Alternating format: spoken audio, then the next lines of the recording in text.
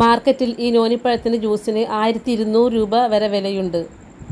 100-ൽ പരം അസുഖങ്ങൾക്ക് പ്രതിവിധിയാണ് ഈ നോനിപ്പഴം.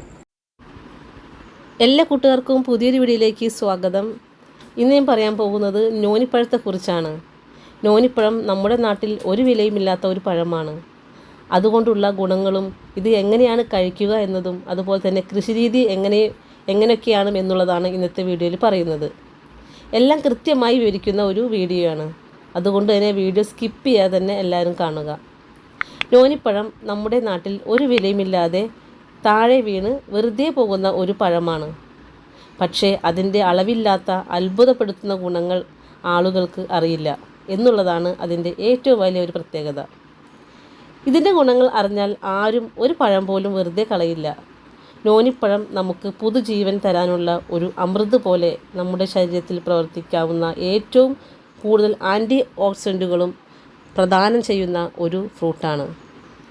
യാതൊരു വിധത്തിലും വില കൊടുക്കാതെ നമുക്ക് കിട്ടുന്ന ഒന്നാണ് ഇത് ആരോട് ചോദിച്ചാലും അവരുടെ വീട്ടിൽ ഉണ്ടെങ്കിൽ ഫ്രീ ആയിട്ട് തരുന്നതാണ്. ആ നോനിപ്പഴത്തെക്കുറിച്ച് കൂടുതലായിട്ട് നമുക്ക് നോക്കാം. എല്ലാ രോഗങ്ങൾക്കുമുള്ള ഒരു ദിവ്യ ഔഷധമാണ് നോനിച്ചെടി. ഇതിൻ്റെ പഴവും ഇലയും വേരും എല്ലാ ഭാഗങ്ങളും ഔഷധമായിട്ട് നമുക്ക് ഉപയോഗിക്കാം. ഇതിന് ജന്മദേശം തെക്ക് കിഴക്കൻ ഏഷ്യ മുതൽ ഓസ്ട്രേലിയ വരെയുള്ള ഭാഗങ്ങളാണ്. ഇതിന് ശാസ്ത്രീയ നാമം മൊറിൻഡ സിട്രിഫോളിയ എന്നാണ്. ലോകത്തിൻ്റെ പല ഭാഗങ്ങളിലും പല പേരിലാണ് ഇത് അറിയപ്പെടുന്നത്. Indian mulberry, beach mulberry, cheese fruit എന്നീ പേരിലൊക്കെ ഇത് അറിയപ്പെടുന്നുണ്ട്. ആദ്യകാലങ്ങളിൽ ഈ ചെടി വെട്ടിക്കളയുമായിരുന്നു. എന്നാൽ ഇതിൻ്റെ ഔഷധ ഗുണങ്ങൾ മനസ്സിലാക്കിക്കൊണ്ട് തന്നെ ഈ ചെടി നമ്മുടെ നാട്ടിലും വ്യാവസായിക അടിസ്ഥാനത്തിൽ കൃഷി ചെയ്തു വരുന്നുണ്ട്. പഴം കാണാൻ നല്ല ഭംഗിയാണെങ്കിലും ഇതിന് സഹിക്കാൻ പറ്റാത്ത മണമാണ്. ഇത് നേരിട്ട് കഴിക്കാൻ വളരെ ബുദ്ധിമുട്ടുള്ളത് കൊണ്ട് തന്നെ വേറെ പഴങ്ങളും ചേർത്താണ് ഇത് കഴിക്കുന്നത്. നോനിപ്പഴം മൂത്ത് കഴിഞ്ഞാൽ മഞ്ഞ കളറായിരിക്കും. എന്നാൽ ഇത് പഴുത്ത് കഴിഞ്ഞാൽ വെള്ള കളറിലുമാണ് ഇരിക്കുന്നത്. കൂടുതലും മൂത്ത പഴമാണ് പറിച്ചെടുത്തിട്ട് അത് പഴുപ്പിക്കാൻ വയ്ക്കുകയാണ് പതിവ്. ഇതിൻ്റെ ഇലയുടെ നീരെടുത്ത് വേദനയുള്ള ഭാഗങ്ങൾ പുരട്ടിയാൽ വേദനയും കുറയും. അതുപോലെ തന്നെ പുകവലി മൂലമുള്ള ദൂഷ്യഫലങ്ങൾ ഒഴിവാക്കാനായിട്ട് ഇത് ഉപയോഗിക്കുന്നുണ്ട്. ചർമ്മ സംരക്ഷണത്തിനും ഇത് മുടിക്കൊഴിച്ചിലിനും വളരെയധികം നല്ലതാണ്. പിന്നെ അൾസർ, മോണയിലുണ്ടാകുന്ന പഴുപ്പ്, ക്രമം തെറ്റിയ ആർത്തവം, വയറിളക്കം, മഞ്ഞപ്പിത്തം എന്നിവയ്ക്കും പ്രതിവിധിയാണ്. കൂടാതെ ക്യാൻസർ, സന്ധിവാതം, പ്രമേഹം, വേദന സംഹാരിയായിട്ടും ഇത് ഉപയോഗിക്കുന്നുണ്ട്. സഹിക്കാൻ പറ്റാത്ത ഗന്ധമുള്ളത് കൊണ്ട് തന്നെ നേരിട്ട് നമുക്കിത് കഴിക്കാൻ സാധ്യമല്ല. അതിനെ പ്രത്യേക രീതിയിലാണ് ഇത് തയ്യാറാക്കുന്നത്. നല്ല പഴുത്ത നോനിപ്പഴവും ഏതെങ്കിലും പഴങ്ങളും വെള്ളവും ചേർത്ത് ജ്യൂസാക്കിയിട്ട് കുടിക്കാം. അതുപോലെ തന്നെ നല്ല പഴുത്ത നോനിപ്പഴം വൃത്തിയായി കഴുകുക. കഴിഞ്ഞ ശേഷം വായു കടക്കാത്ത ഒരു കണ്ടെയ്നർ എടുക്കുക. അതിനകത്ത് നന്നായിട്ട് വെള്ളനനവില്ലാത്തൊരു കണ്ടെയ്നറാണ് എടുക്കേണ്ടത്. അതിനകത്ത് ഈ പഴം നന്നായി തുടച്ച് വൃത്തിയാക്കിയതിന് ശേഷം അതിനകത്തേക്ക് ഇട്ട് കൊടുക്കുക. എന്നിട്ട് നന്നായിട്ട് മൂടി അടച്ച് വയ്ക്കുക. 41 ദിവസം വരെ ഇങ്ങനെ തുറക്കാതെ തന്നെ എടുത്ത് വെക്കണം. 41 ദിവസം കഴിഞ്ഞ് കഴിയുമ്പോൾ അതെടുത്ത് നോക്കിക്കഴിഞ്ഞാൽ ഒരു ദ്രാവകം അതിൻ്റെ അടിയിൽ ഊറിയിട്ടുണ്ടാവും. ഈ ദ്രാവകം ഒരു അരിപ്പ് വെച്ച് അരിച്ചെടുത്തതിന് ശേഷം ഉപയോഗിക്കാം.